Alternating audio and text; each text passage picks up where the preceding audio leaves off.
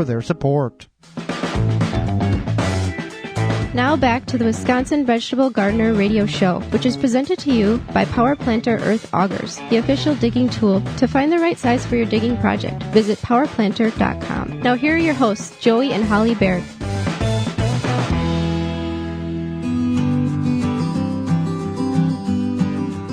Being outdoors is effective and positive for our bodies.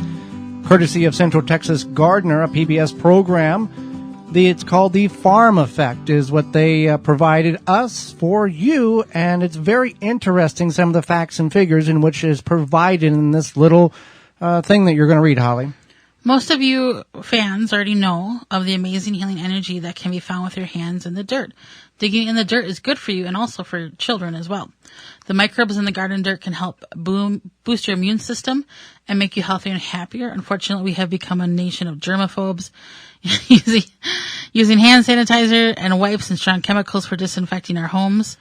Right now, it's probably not a bad idea, but in general, in the past 20 years, there has been a dramatic increase in asthma and allergy rates. We see pharmacies popping up in every corner as a result. 1 in children has asthma and even more have allergies. How many? 1 in 12. Okay. 1 in 12 children. When we changed from an agrarian society in the late 20th century, allergies became more prevalent in the upper class in the U.S. and Britain. Farmers and their families were the least likely to suffer allergy issues.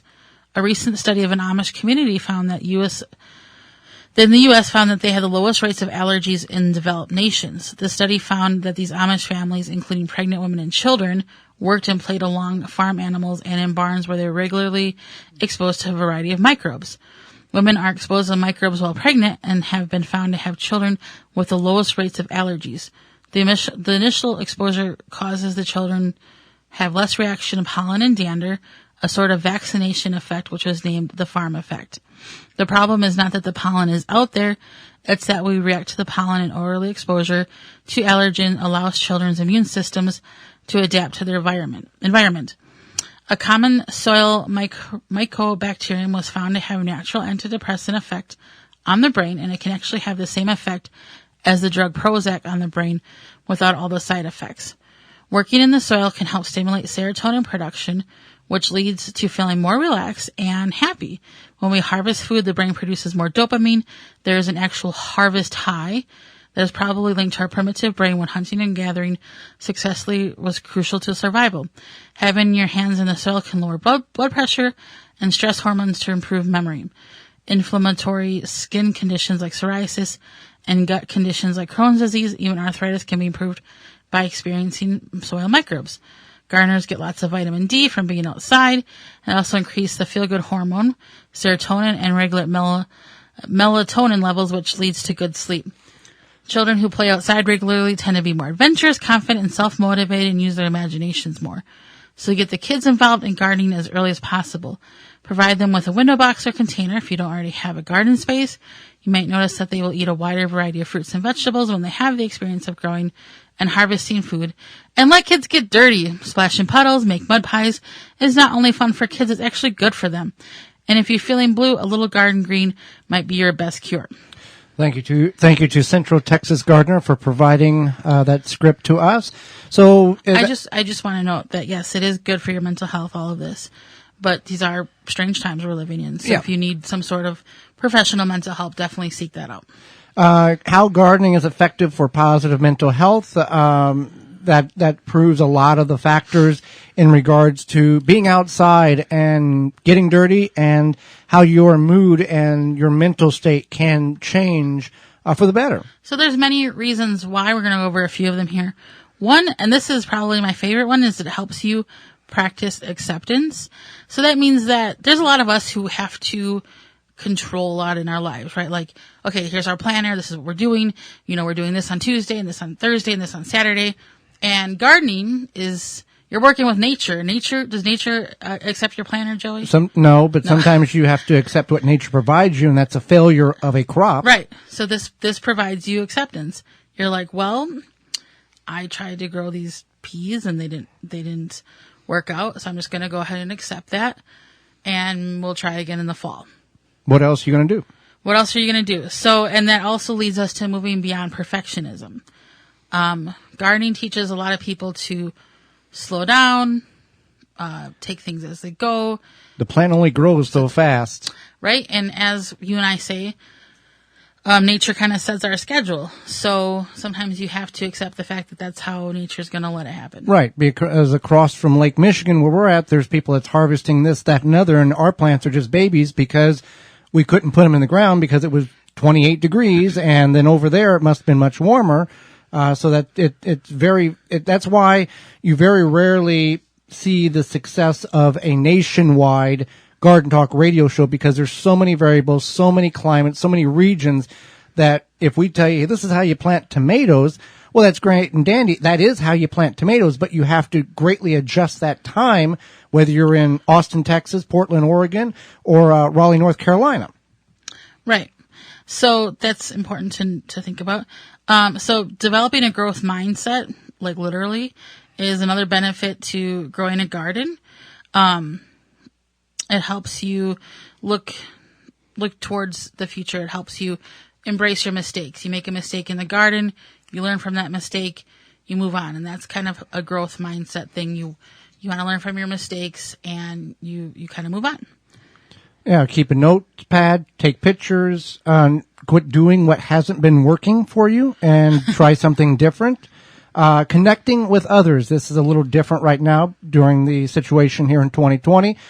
But because of the technology we have available to us, the meetings online, social media platforms, we can connect with people that our grandparents never had the opportunity to connect. We've got friends that we can talk to in Australia, in Europe. We can send an email, and within a matter of minutes, they can email us back, when it would take months. The old time, even if and then you need an address, and if you don't have an address, you just find it. It's the technology that's phenomenal, even if we can't physically be in the same garden or community garden with somebody. Right. And it is definitely a connection. You're connecting to your world. You're connecting to the earth. You're connecting to your backyard, your whatever you have, your 5-gallon bucket, your patio. You're connecting with the greenery. You're connecting with nature that provides food, and regardless of everything is based around food. The people that you hate and do not like and want to see dead, they like food just as much as you do. So there is how much hate do you have? There are people, and there are people who are very hateful. Yeah. But food brings all cultures, all ethnicities together. Whether you speak the same language or not, it all grows from the earth, and that's one of the very few things that we all have in common in this world is food to eat. Oh, for sure. And it connects us to our culture. It connects us to other cultures, traditions, family, all sorts of things. Another benefit is you are bathing in green, which may sound kind of funny. But there's a Japanese expression called Shinrin Yoku, which can be translated to forest bathing, which means that you get this euphoric experience for being, in the woods, in nature, whatever. Relaxes your brain. Yep. And it gives you almost like a dopamine effect. And that is definitely one.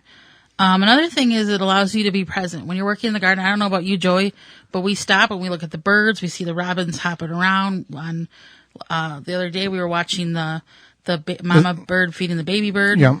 And it was very much in the present. And you have to, it's one of those things. We interviewed a gardener years ago. And he said, we asked him, what's the best tip you can provide gardeners? He said, get in your garden and lay on your back and look up, because you're going to see a totally different level of gardening than you do when you're looking down from above. Oh yeah, for sure. So that's definitely another one, is just being immersed in your garden, allowing yourself to be present. And then there's the physical exercise.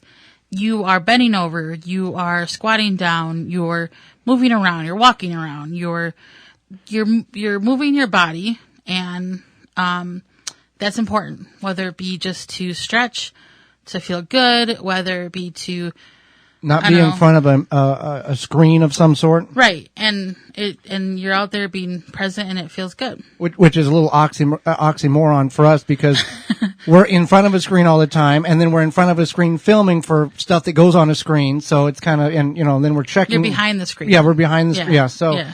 But yeah, being unplugged to a certain level, resets your system, your body. Yeah, it definitely resets you. And it gives you a change of pace. A lot of us have been spending a lot of time in our homes, going outside to our garden. It helps kind of give your brain a different space. And it reduces stress in that whole aspect as well. And it also helps you to eat healthier. Yeah. So those are some really good reasons to garden for your mental health.